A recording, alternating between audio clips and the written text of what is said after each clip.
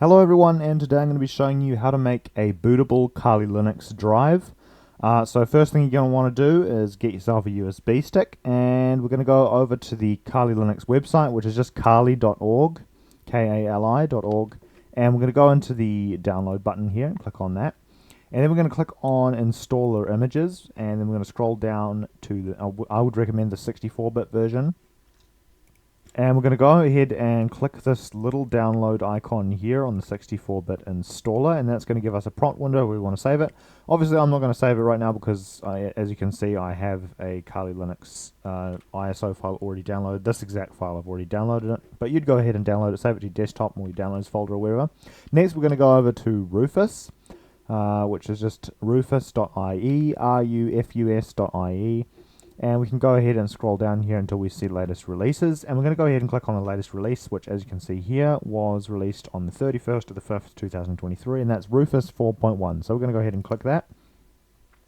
And that's going to prompt us of where we want to save it as well. As you can see, I've already got it. Rufus.exe is downloaded on my computer. I just highlighted it there. But you'd go ahead and save this. The Rufus download is pretty fast. The ISO file download takes quite a bit longer. And that's all the things that we're going to need to download. So I'm just going to go ahead and close this. So what we're going to want to do is go ahead and open Rufus, and it's going to give us a little prompt of, do you want to run this app? You just go ahead and click yes. And right here, we've got our device, which is our USB stick. So at this point in time, you're going to want to plug in your USB stick, and it should come up in the device list here. If you've got multiple USB sticks, they should all come up in the drop-down menu. You can select which one you want to use. I'm just going to be using this 16 gigabyte removable USB stick. And we're going to make sure that the boot selection is set to disk or ISO image. And then we're going to go ahead and click on the select button here. And that's going to give us an open window. And we're going to want to go and locate our ISO file we've downloaded. So I would just go ahead and click on this Kali Linux here. And it's going to prepare to start loading it.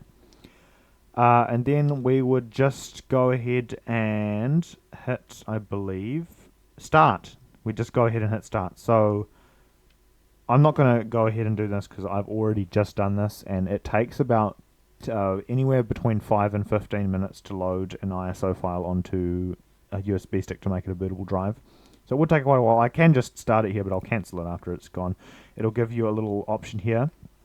I would recommend writing it in DD, which is going to wipe everything off of the thing and clear disk partitions and everything like that. So I just go ahead and hit OK. It's going to give us another warning. We're just going to go ahead and hit OK. And I'm going to go ahead and hit cancel straight away because I don't want to do it again to my USB stick.